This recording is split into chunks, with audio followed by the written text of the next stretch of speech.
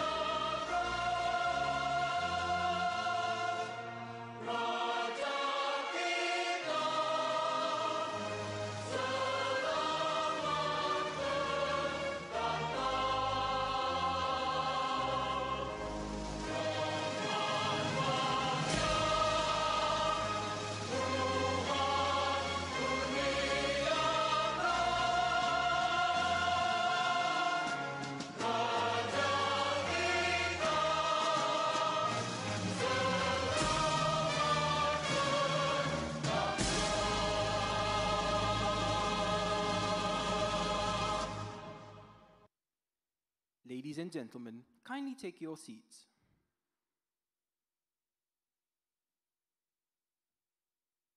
We now invite Muhammad Najib Masdan for the recital of Dua. Bismillahirrahmanirrahim. Alhamdulillahi Rabbil Alameen. Wassalatu wassalamu ala ashrafil anbiya'i wal mursaleen wa ala alihi wa sahbihi ajma'in. Ya Allah, we gather here today seeking your guidance and blessings. Grant us wisdom and clarity as we discuss the megatrends and the future for our nation and the rest of the world. Bless us with insight and compassion. May our efforts at this forum contribute toward the prosperity and well-being of all. Ya Allah, we ask your blessings in our pursuit of knowledge and learning. May the knowledge shared here today inspire us to create a better future together. Rabbana atina fid dunya hasanah وفي الآخرة حسنة وقنا عذاب النار وصلى الله على سيدنا محمد وعلى آله وصحبه أجمعين والحمد لله رب العالمين. Thank you, Najib. Yang amat berhormat Datuk Seri Anwar bin Ibrahim, Prime Minister of Malaysia. Yang berhormat Senator Datuk Seri Amir Hamzah Azizan, Minister of Finance 2. Yang berbahagia Tan Sri Datuk Seri Syamsul Azri bin Abu Bakar, Chief Secretary to the Government. Yang berhormat Tuan Liu Chin Tong, Deputy Minister for the Ministry of Investment, Trade and Industry. Your Excellencies, Yang berbahagia Dato' Amirul Faizal Wan Zahid, Managing Director of Khazanah Nasional, esteemed KMF speakers and panelists, board members of Khazanah Nasional, distinguished guests, members of the media, ladies and gentlemen. A very good morning, everyone, and welcome to the 19th edition of the Khazanah Megatrends Forum.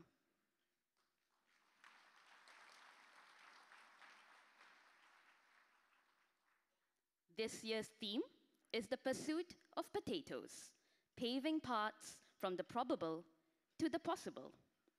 The quote at the very beginning of our 2024 KMF concept paper is by Max Weber. What is possible would not have been achieved if in this world people had not repeatedly reached for the impossible. Over the next couple of days, we seek to explore how just like potatoes, tiny yet progressive and imaginative changes can pave the path to a better Malaysia and subsequently a better world. With that, it is my pleasure to invite Yang berbahagia Dato' Amirul Faizal Wan Zahid, Managing Director of Khazanah Nasional Berhad, to deliver the welcome remarks for Khazanah Megatrends Forum 2024.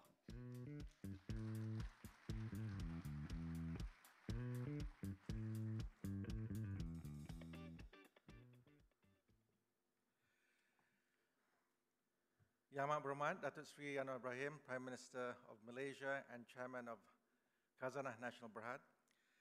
distinguished KMF speakers, board members of Khazanah National Berhad, distinguished guests, ladies and gentlemen, Assalamu alaikum wa rahmatullahi wa barakatuh, and welcome to the Khazanah Megatrends Forum 2024.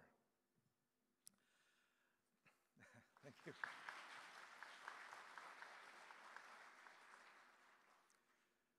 Now, firstly, I'd like to extend my gratitude to Yang Rahman, Perdana Menteri, for gracing us with his presence at Khazanah Megatrends Forum. 2024 marks 30 years since the formation of Khazanah National Berhad.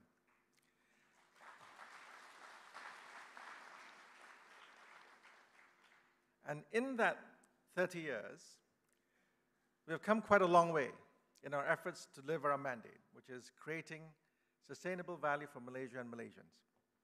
Now, indeed, as Yang Rahman, Prime Minister, reminded us during our Sesi Amanat in early September, now Khazanah has a dual mandate, which is to strike an optimal balance between playing its developmental role, prioritizing strategic value of its investments for Malaysia, and increasing commercial value of its investments. So we have to both raise the ceiling and raise the floor at the same time. In attempting to live up to our mandate and purpose, we believe firmly that knowledge is paramount to national development.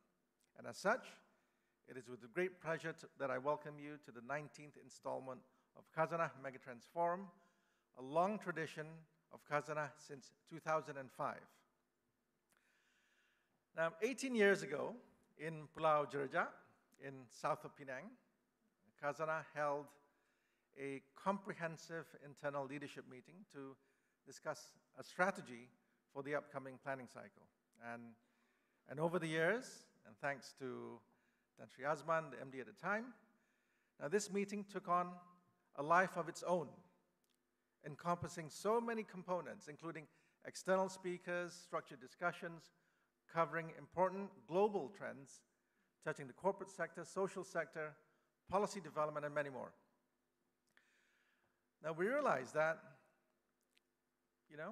that we had something that was, in some sense, too valuable not to be shared with appropriate stakeholders within Malaysia's various communities.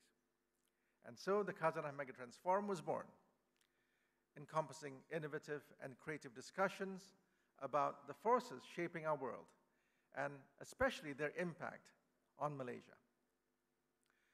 After a pause due to COVID 2020, we resumed KMF fully virtual in 2021, and have since decided to adopt a hybrid format for KMF. And so, for those joining us online, a warm welcome to you too.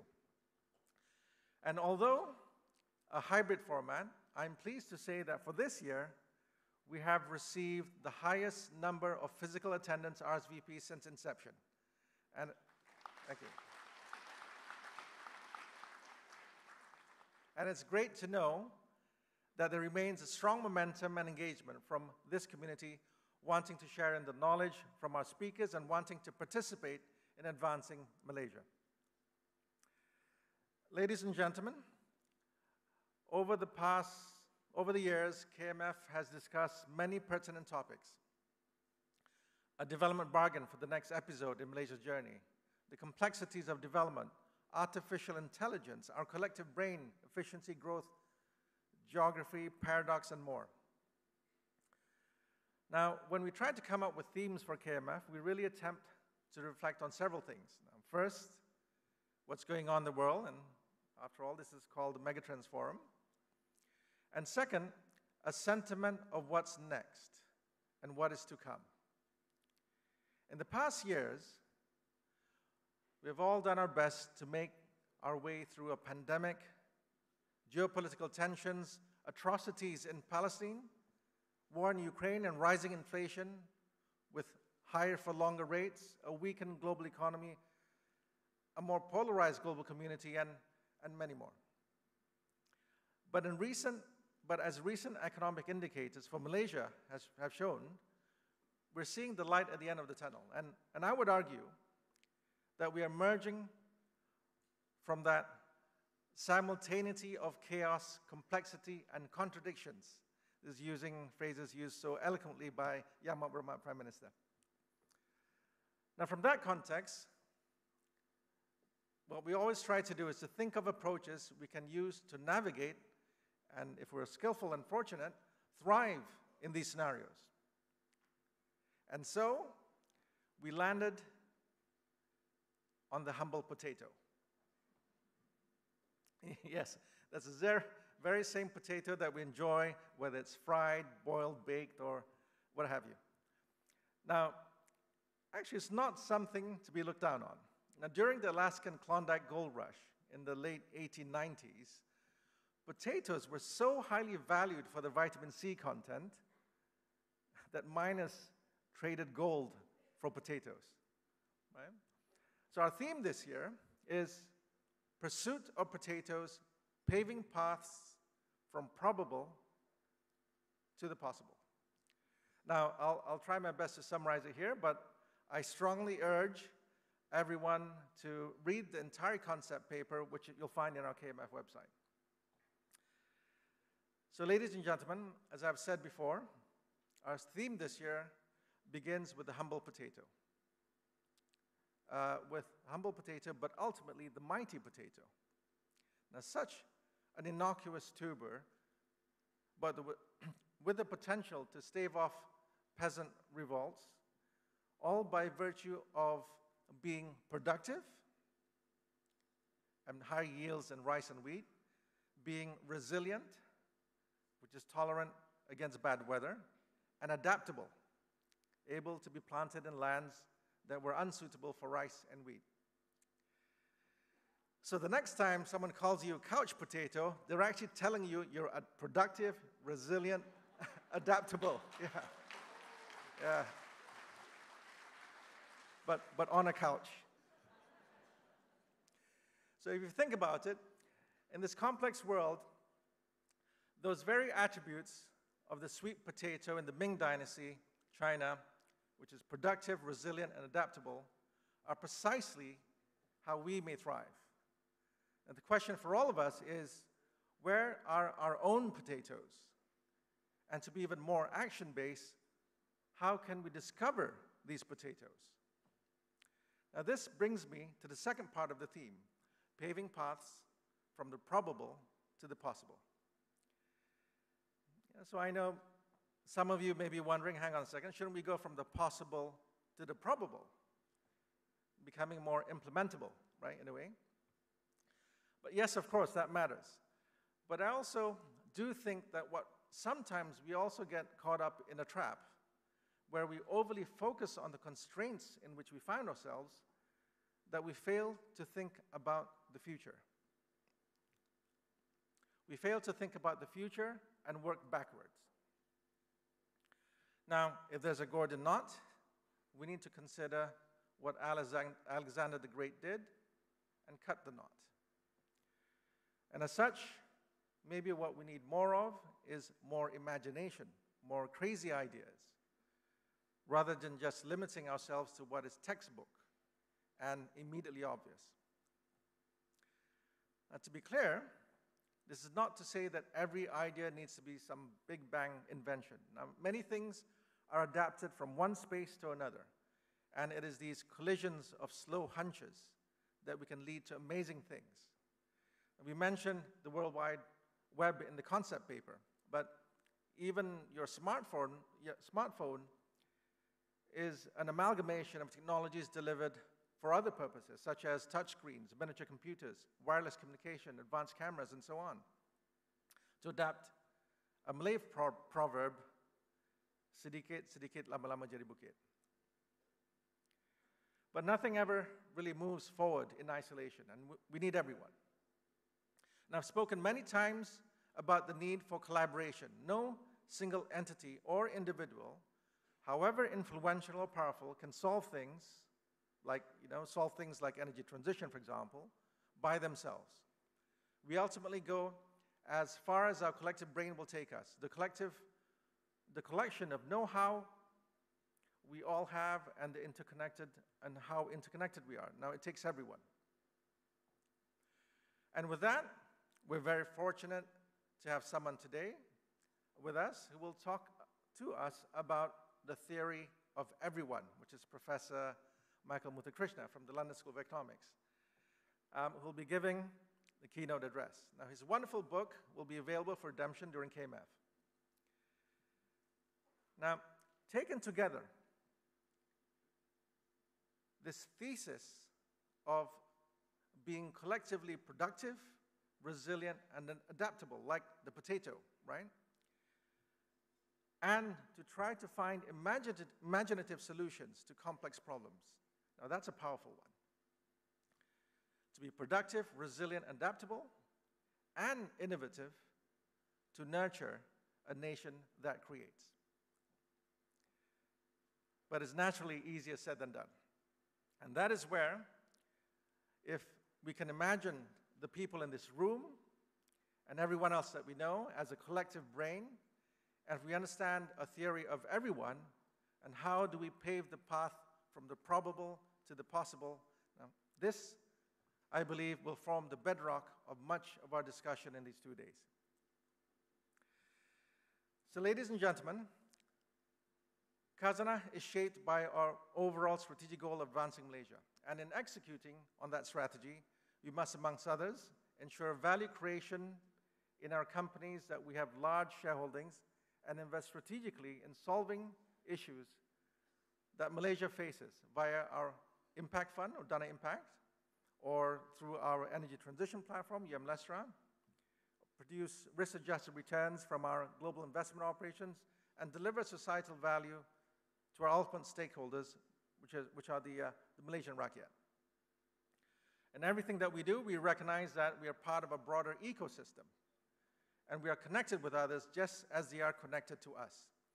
And we must work with private companies, government, regulators, fund managers, foundation, NGOs, academia, and much more. And to that end, we have a session where we will be discussing collaborative efforts between government-linked investment corporations to try and drive domestic investments for economic growth in Malaysia under the Ministry of Finance's Gear Up program. But let me also say that what government-owned entities are typically criticized for, which is crowding out private players. Now, we believe that we also have a responsibility to crowd in private players and other stakeholders. Now, a clear example of this approach is the National Fund of Funds, where we embarked on, following the merger of Perdana Capital and MAVCAP.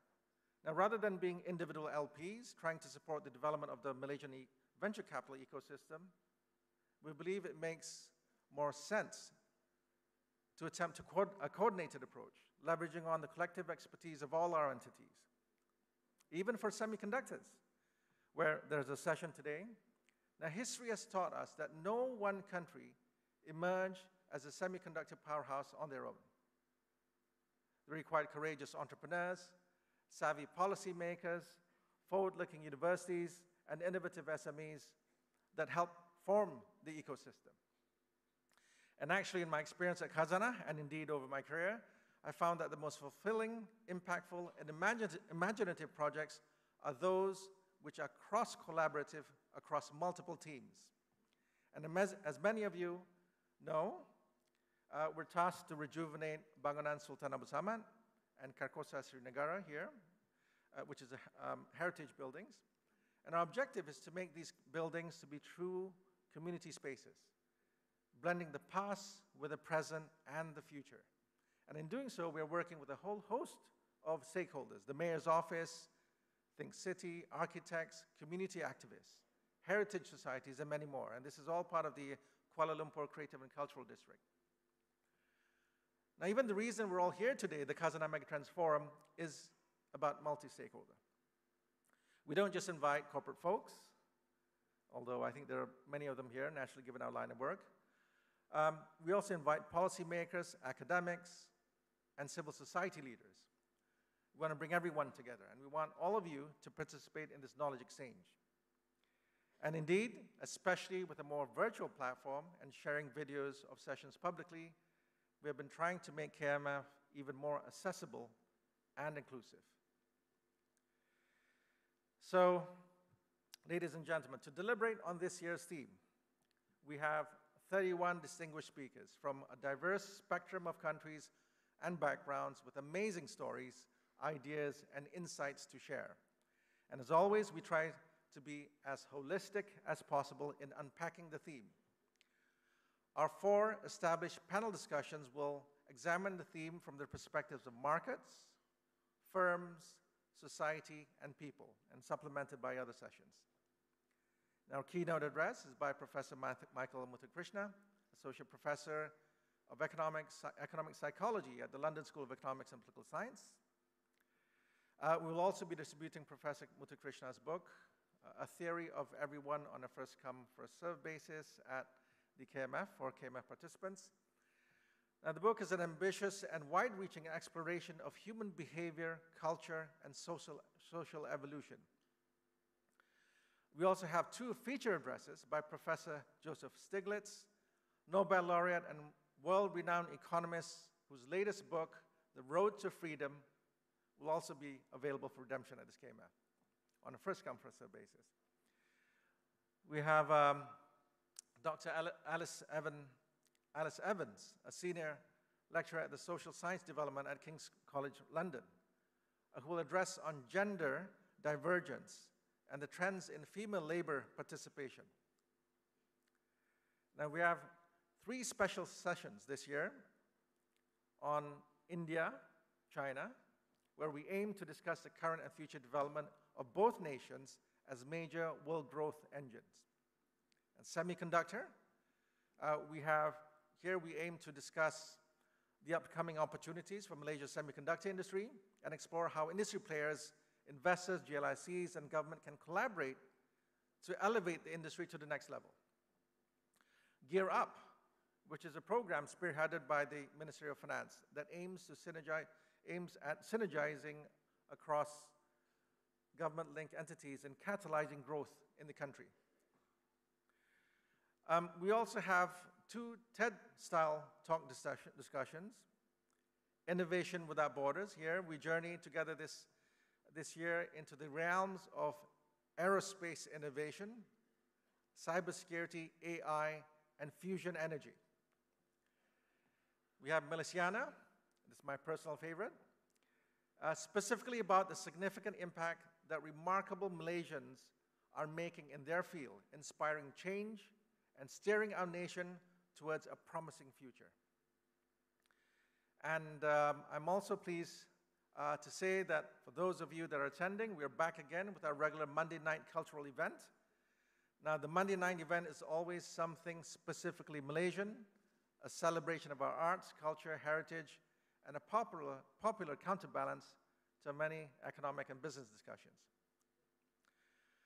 And I would also like to share that as part of our 30-year anniversary, we're publishing a special 30-year anniversary newspaper where we pay tribute and express our deepest gratitude and appreciation to all those that have made Khazanah who we are over the 30 years. And we've captured some wonderful, heartwarming stories of individuals who have built Khazanah, and I really do hope you'll all take the time to go through this newspaper. So, ladies and gentlemen, to close, I hope that you have an engaging and stimulating and productive time over the next 2 days, and that you find this 19th installment of KMF insightful, pertinent, and hopefully inspiring. And may we all find solutions that venture beyond just the probable, but also what is possible for ourselves, our nation, and our world. So welcome once again to KMF 2024.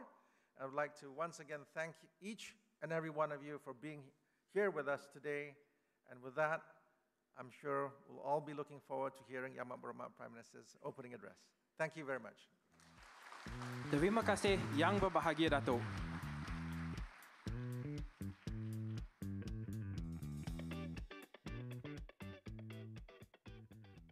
Ladies and gentlemen, it is now our honor to invite Yang Amat Berhormat Datuk Seri Anwar bin Ibrahim, the Prime Minister of Malaysia, for his opening address.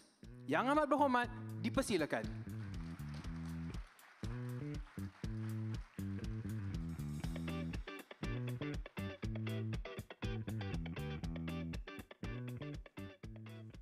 Assalamualaikum warahmatullahi wabarakatuh. Salam sejahtera. Terima kasih Saudara Amir Faisal dan keluarga Khazanah kerana meneruskan acara yang sangat bermakna Megatrends Forum 2024, dan saya percaya untuk meneruskan suatu usaha yang memberikan ruang kepada kita berwacana secara bebas dan segar. Saya ucap terima kasih kehadiran Menteri Amir Hamzah dan KSN Samsul Azri dan tetamu-tamu yang kita muliakan.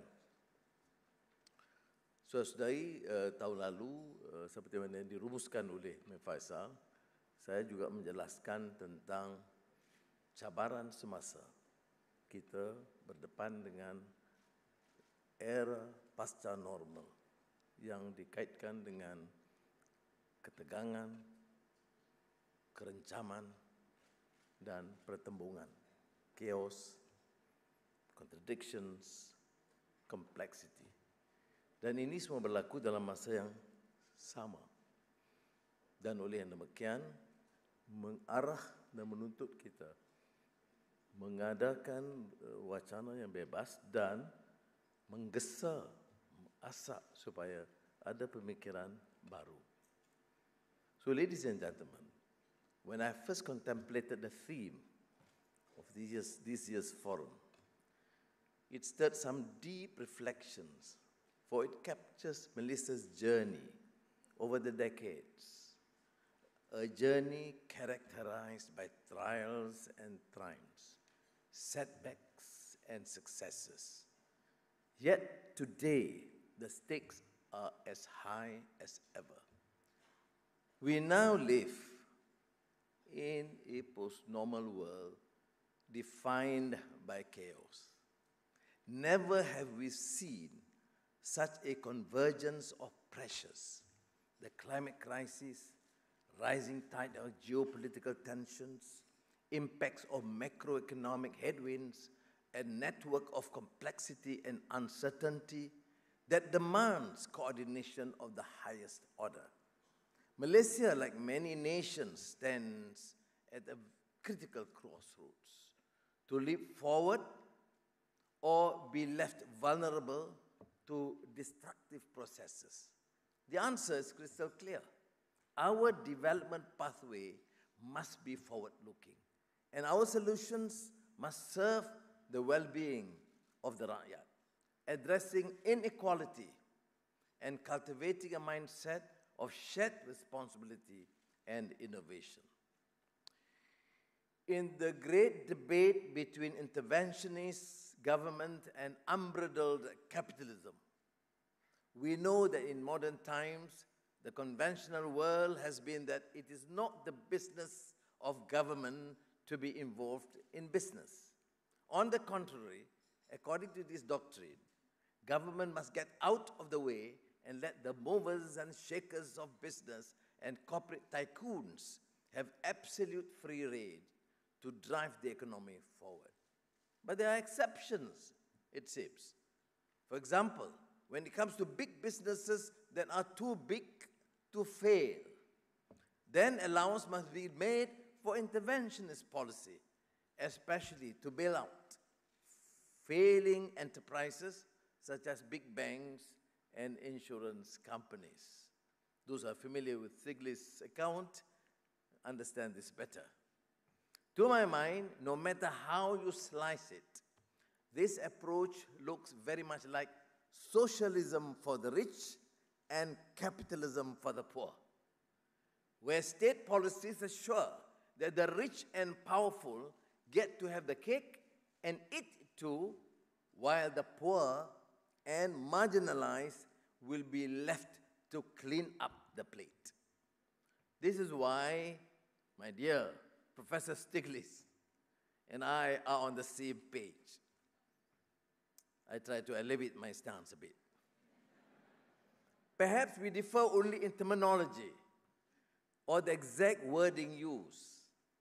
Professor Stiglitz calls it progressive capitalism, and I call it humane economy for social justice. In his latest book, The Road to Freedom, no coincidence, I alluded to this fact this morning when I met him. I said, the title is diametrically opposed to Hayek's The Road to Freedom. Stiglitz advocates for more government, not less, including the need for environmental regulations, financial regulations, and other regulations necessary for the proper running of the government. Professor, I know these are not your exact words, but as good politicians, we summarize better.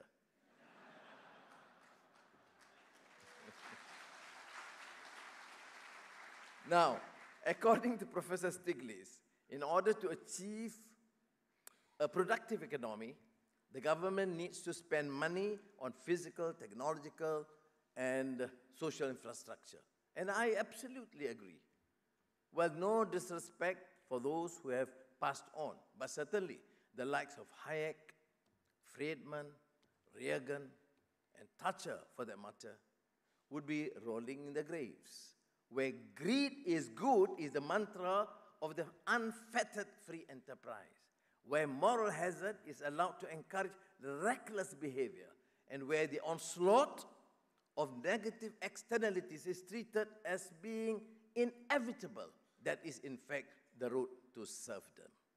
It calls to mind Isaiah Berlin's famous aphorism, total freedom for the wolves means death to the lambs, or words to that effect.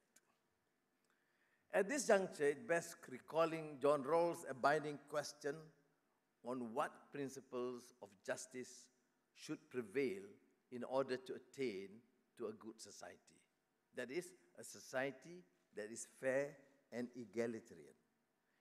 In my book, The Asian Renaissance, I said that while the key to sustainable economic growth is productivity, public funds would need to be expended towards the growth of human capital, chiefly through education and healthcare. Additionally, poverty eradication and the creation of humane living and working conditions must remain paramount. Nevertheless, inasmuch as I would oppose unbridled capitalism, I have cautioned against unfettered discretion dictated by short-term pressures and political expediency. In this regard, rather than playing to the gallery of populist demand, responsible governance warrants that we must sometimes take the bulls by the horns. So we had this subsidy rationalization. Unpopular is sweet, palatable to the economists, but disaster for politicians. But since we are committed to institutional reform and economic reform, we have to pursue. Now, which happens to be our task, and we did it last May, and we decided to implement the diesel subsidy rationalization plan, electricity, and after that we had this assistance or withdrawing the special assistance for the chicken subsidy program. Can you imagine? You subsidize everything, and we are most democratic. We subsidize the rich and the poor and foreigners and anybody. And that has to stop. Rather than taking the safe course of merely paying lip service while being frozen in action, as previous governments had done, we had to summon firm political courage to take this course of action at the risk of being unpopular. Not too unpopular, because we have to survive the next elections. Otherwise, we'll be like, the Churchillian thesis, we all want to be great statesmen who only plan for the next generations. And a good politician is rotten, because they only think of the next elections. But you really want to be a great statesman, you'll lose the next elections. So you have to balance to be both a statesman and partly a good politician. So you have to bear with me on that. Now, we had to choose to play safe and do nothing, knowing that the continued situation would only take us on the road to bankruptcy. Then that would be a dereliction of moral duty, of good and responsible governance. But did we take this action, including implementing electricity tariff adjustments and floating prices of certain essentials in order to inflict pain and suffering on the rakyat? Certainly no. On the contrary, while the majority of the people would continue to enjoy the subsidies that they deserve, the wealthy and the big industries must pay what they ought to. So when I say subsidy rationalization, it actually did not affect the changes, because the subsidy continues for the vast majority of our people, what we call B40, M40, and probably the low T20. Now, the billions of ringgit saved are now being channeled back to the people in terms of subsidies and cash transfers. And that's what we have done and will continue to do as we proceed boldly on the course of structural reforms. We are committed to governance, accountability, and to social justice. That is, ensuring that the benefits of growth are distributed fairly and equitably, and that every Malaysian has the opportunity to prosper. Those tasked with implementing government policies must therefore adhere to the highest standards of responsibility, transparency, and accountability. We have seen great excesses from political leaders, bureaucrats, and government agencies. Excesses in terms of corruption and excessive spending. So structural reforms must also mean the courage of conviction and fortitude of commitment to take action against the crooks, the unscrupulous profiteers, and the nefarious power abusers without fear or favor.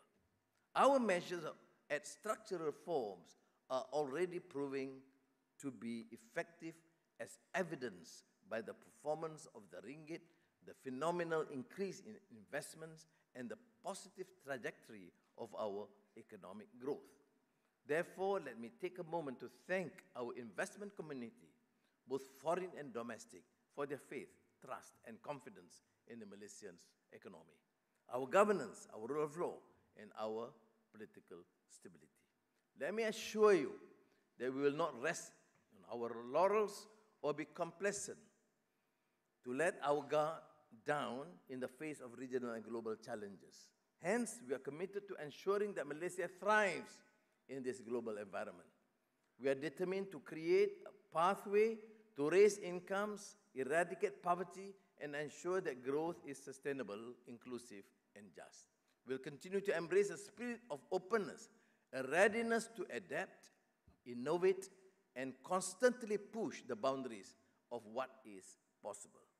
Our response must be holistic, coordinated, and above all, focused on the long-term well-being of the nation. The Madani Economic Framework I introduced last year outlines how Malaysia can prepare for an increasingly dynamic and complex global economy. As innovation and technology are prime drivers of growth for the world today, the government is working alongside GLICs to boost VC financing in this area for the next 5 years. So I thank Faisal and colleagues who have been very supportive in this venture. To deal with climate crisis, environmental degradation, and resource depletion, we have the National Energy Transition Roadmap 2030 and the recently launched National Climate Change Policy 2.0 to transform our energy sector, reduce emissions, and ensure that we meet our climate targets.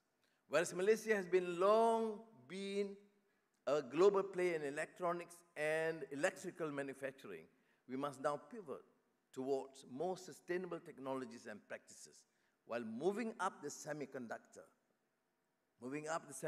value chain in the global supply network. As the demand for advanced chips continue to spike in tandem with the proliferation of artificial intelligence, EVs, and autonomous driving, as well as in response to a host of geopolitical and geoeconomic factors, the National Industrial Master Plan 2030 must be nimble enough to make the necessary adjustments to respond to the vagaries of market forces. And as we look ahead to our ASEAN chairmanship in 2025, in fact, technically next week itself, Malaysia is prepared to lead with a vision of unity, inclusivity, and collaboration. Recent geopolitical divisions threaten the stability of our region, but through shared leadership and a policy of strong neutrality, or we call it centrality, we can overcome these changes, inshallah. And as we may go beyond ASEAN, as we explore the partnerships with BRICS, which will deepen global South-South, we call it global South relationships, we reiterate the paramount importance of adhering to a rules-based order regionally and internationally, but we reject the hypocrisy and double standards observed by those when it suits them. Likewise, the world needs a new financial architecture founded on the principles of equity, fair play, and justice. And we cannot continue to be disadvantaged by the anomalies and aberrations of the Bretton Woods system. Now, Excellencies, ladies and gentlemen, as we navigate this age of turbulence and contradiction, let us do so with courage, conviction, and a commitment to the greater good. I look forward, of course, to follow the deliberations by learned scholars, their views on new growth and development strategy for developing nations, particularly on how developing countries learn to learn for structural transformation. The importance of a scientific temper within national talent is why I believe technological progress and governance go hand in hand. I am certain that these next few days will fill us with a zeal for innovative change, to work together to transform Malaysia into a beacon of resilience, a leader in innovation, and ultimately a nation that embodies the spirit of openness, tolerance, unity, and justice. Terima kasih. Thank you, Yang Amat Berhormat Datuk Seri, for that enlightening opening.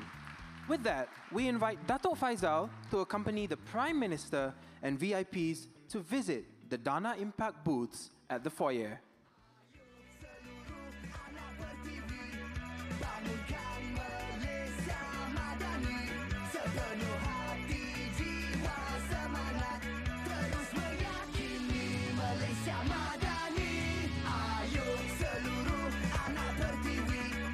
Once again, thank you Yang Amat Berhormat Datuk Seri.